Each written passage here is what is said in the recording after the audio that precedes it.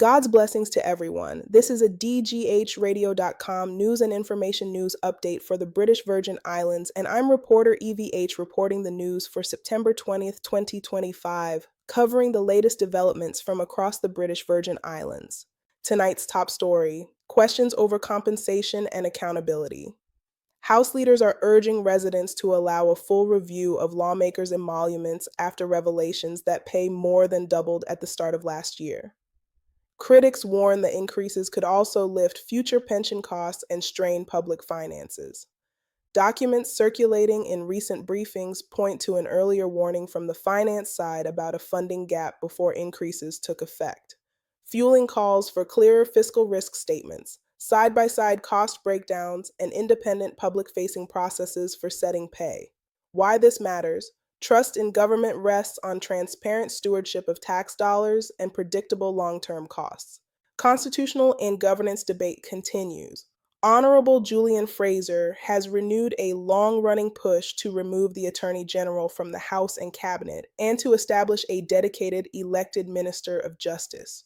Supporters say that would sharpen separation of powers. Others argue the current, non-voting advisory role keeps lawmaking grounded in real-time legal clarity. Any change would sit inside the wider constitutional update agenda. Why this matters: getting the balance right between efficiency and checks and balances shapes the quality and legitimacy of our laws. Financial services policy is also in the spotlight. Industry veterans here warn that fully public beneficial ownership registers can expose legitimate privacy without meaningfully stopping sophisticated crime. And they argue that a targeted legitimate interest access model paired with stronger enforcement may work better. They add that overseas pressure sometimes misreads how the current cooperation system functions. Transparency advocates counter that broader access aids investigations. Why this matters: the Virgin Islands' reputation and jobs depend on a regime that is both credible against financial crime and competitive for legitimate business. Public safety and policing. A tense exchange between the governor and the acting commissioner of police over vetting guidance has placed reform and privacy on a collision course. A court order has paused penalties for non-compliance, but the process itself is expected to continue while the final ruling is awaited. At the same time, investigators charged a 17-year-old following weekend robberies in which firearms were recovered, and police are warning residents after repeat robberies near automated cash machines, urging people to vary routines, stick to well-lit areas, and use digital options where possible. Separately, the Director of Public Prosecutions lost an appeal in a long-running case involving two interdicted officers, raising fresh questions about how complex matters are built and tried. Authorities have also launched an investigation into the death of an inmate at His Majesty's Prison, and leaders acknowledge that holding juveniles in adult facilities remains out of step with constitutional standards as work toward a dedicated youth facility continues. Why this matters: confidence in justice depends on lawful reforms, careful communication, and visible progress on both integrity and safety. Economic leadership shifts aim to steady the ship. The Premier has reassigned portfolios, bringing back a Minister of State for Financial Affairs and Economic Growth to marshal banking, diversification, investment promotion, climate finance, small business support, and consumer protection, alongside oversight of key authorities and commissions. In the border security space, 13 junior customs officers have begun a 3-week foundation program on communication, rules, ethics, conflict de-escalation, and enforcement practices aligning with regional standards. Why this matters: targeted roles and trained people help government move faster and keep revenue and compliance strong in uncertain times. Education and youth. The H. Lavity Stout Community College received a significant funding boost this year, supporting new housing, scholarships across all programs, robotics, updated tech courses, redesigned learning spaces, and a record system upgrade. The Education Ministry is rolling out $2.5 million in school facility works this year on top of recent allocations.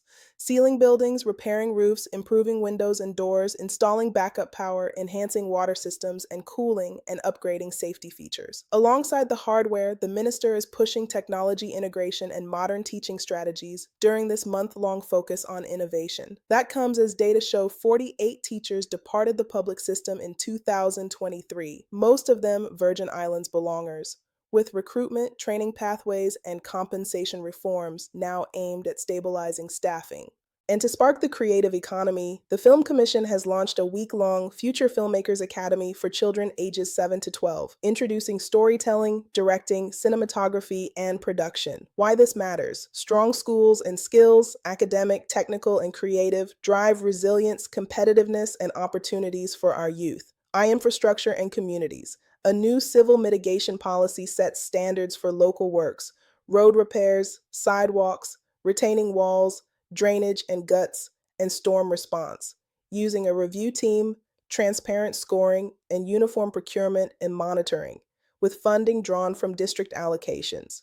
Over on the East End Long Look sewerage project, ministers say the Long Swamp Pump Station is nearing completion and are urging property owners to register for connections so commissioning can proceed smoothly. The government is covering connection costs during rollout.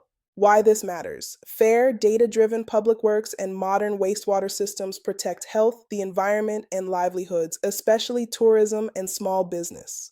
In social care, the Adina Donovan Home for the Elderly is operating near capacity, with the ministry noting that current funding largely covers core operations and that additional investments are needed for activities, therapy, modern equipment, and resilience upgrades.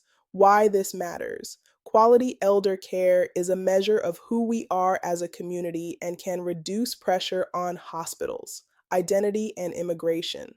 A prominent commentator is urging the government to put the brakes on granting belonger status until the new law's quota machinery and criteria are fully in place, citing hundreds of pending applications and concerns about cultural balance and self-determination.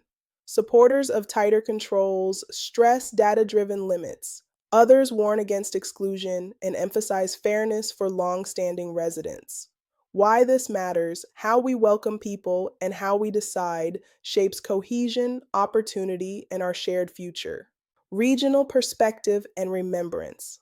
A local pastor reminds us that wars, economic shocks, and climate change reach our shores through prices, weather, and migration.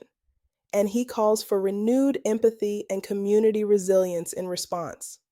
Meanwhile, leaders are paying tribute to the late Dr. Robert Mathavius, remembered as a visionary who helped build the modern financial architecture of these islands and mentored a generation that now carries that work forward.